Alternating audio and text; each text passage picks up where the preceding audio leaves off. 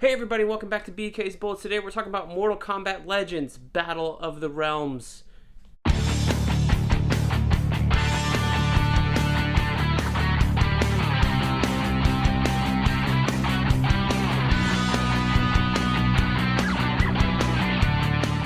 Hey everybody, welcome back to BK's Bullets. As always, I'm your host, Brent Cassina, and I am back here in my man cave, my wonderful, wonderful man cave.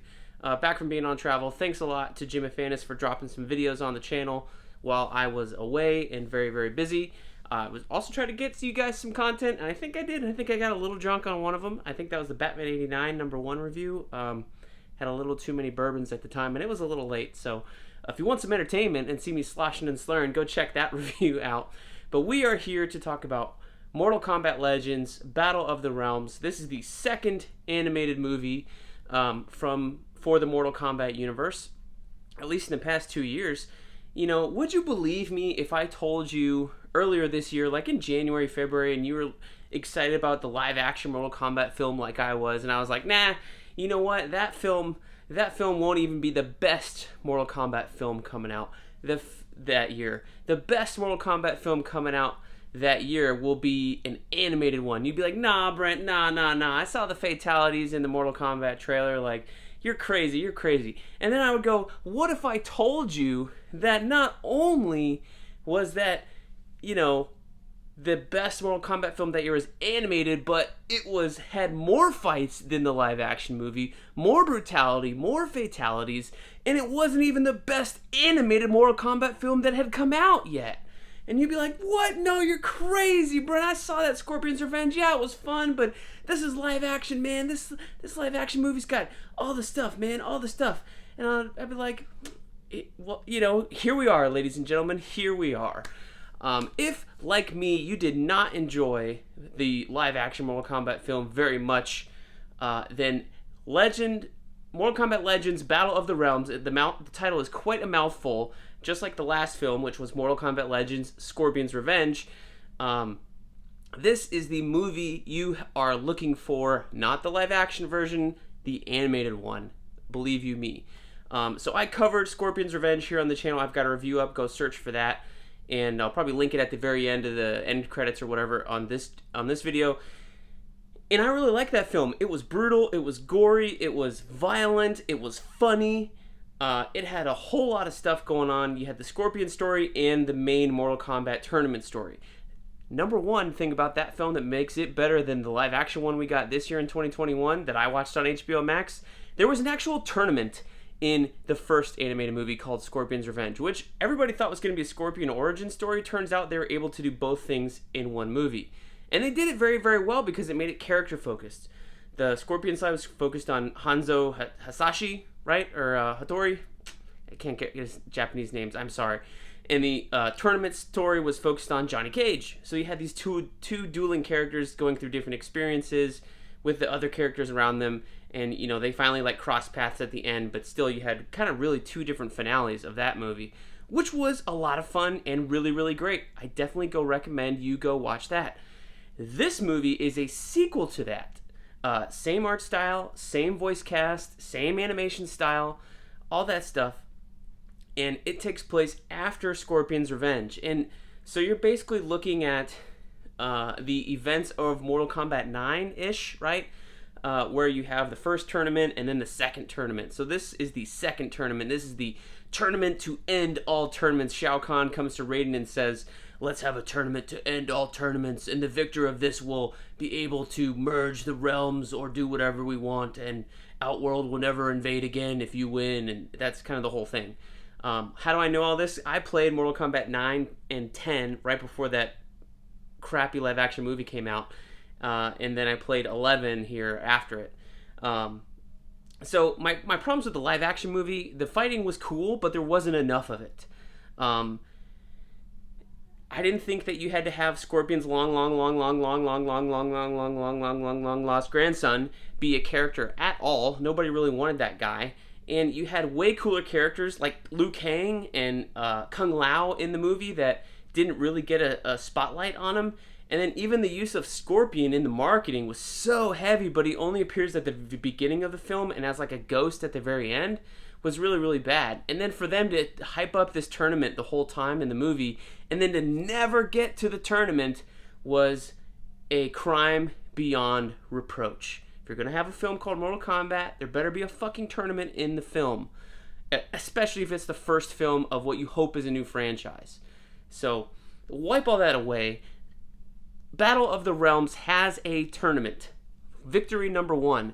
Battle of the Realms has fatalities. Victory number 2. Battle of the Realms has the X-ray things we got introduced to in the newest version of this Mortal Kombat franchise. I can't remember if they were in 9, but they're definitely in 10 and 11.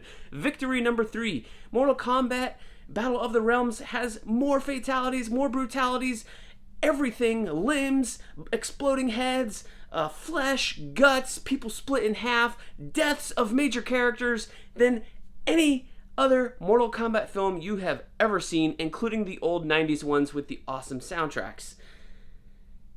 This Mortal Kombat film isn't even the best one. Like I said in the beginning, Scorpion's Revenge is a better film because it's more character focused, but this is the action focused film.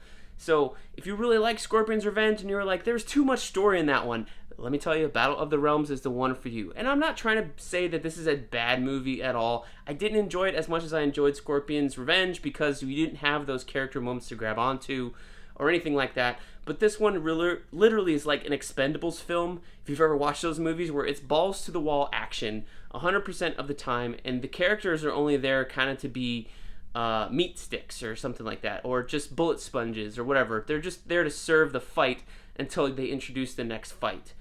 And while that works sometimes, it doesn't work here only because we had Scorpion's Revenge where we had a lot of character building and awesome stuff like that. So coming off that movie, this feels like a letdown because you were so invested with the characters in that film, and you're less so here because there is so many things going on, so many fights, so many characters, all that cool stuff. What also works for this film is they're like looking at the games and they're pulling these environments right out of the games. The tournament grounds, Shao Kahn's like little arena, right out of Mortal Kombat 9. You spend a lot of time there. I think it's also in Mortal Kombat 11 when you're doing the time travel stuff, I believe. But it's right out of the games. The Lin Kuei temple, right out of Mortal Kombat 10. That makes an appearance here. The character designs, right out of the games. Like, they're adapting it a little bit, but they're not really straying that far from the source material, and that is awesome to see, even as they put such a stylistic spin on everything. Standout, again, you got Joel McHale doing Johnny Cage, and he's doing less here than he was in Scorpion's Revenge. He's not really carrying the film. He still does get top billing along with Jennifer Carpenter, who was, you may know her from Dexter, as Sonya Blade. But everybody else in the voice cast is doing a great job. Raiden's very good. Liu Kang is very good, and he's got a bigger role to play in this film. And then Scorpion and Sub-Zero, the brother of Scorpion, or Sub-Zero 2 is also in this film. You got Cyrax and Sector. You got Smoke. You got the Lin Kuei doing the cyberizing stuff going on. There's a whole lot going on. I think the film fell apart for me at the very end when they introduced the one being thing. They just kind of like ham-fist it. That's like the plot that's going along with Scorpion the whole time. You don't really know exactly why he's wanted alive. But they just kind of shove it in at the very end for this gigantic battle, and it kind of falls apart there for me at that point. I don't know if maybe they thought this was going to be the last animated Mortal Kombat movie they were going to do, so they were like, let's go for it, let's do the biggest battle we can think of, and the most enormous characters and things like that.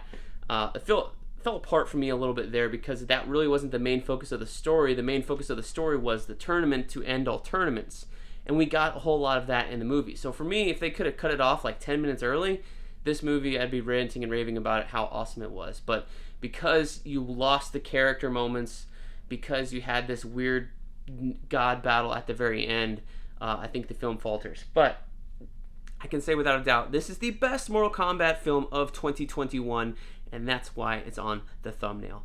So let me know down below what you guys thought of Mortal Kombat Legends Battle of the Realms. Did you like it as much as I did? Did you like it more? Am I wrong? Let me know. And if you want to hate on the live action film, let's do it down there too. But if you really like the live action film, let me know. I don't know if they're going to make another one. Honestly, I don't know. I feel like they should. They should follow up on that promise of the tournament, but I feel like they squandered their opportunity to not do it in the first film. I mean, if you're going to make a film, if you're going to tell any story, tell the best story you can tell the first time. Don't set up things for a sequel. I think that's where a lot of films and movies and books and stuff are always faltering. Tell the best story you can the first time you tell it. Don't, you can sprinkle things in for later, but just tell the best story. And the best Mortal Kombat story is honestly involving a tournament. So, let me know down below what you guys think. Thank you guys for watching, and we'll see you guys next time here in the Funny Pages.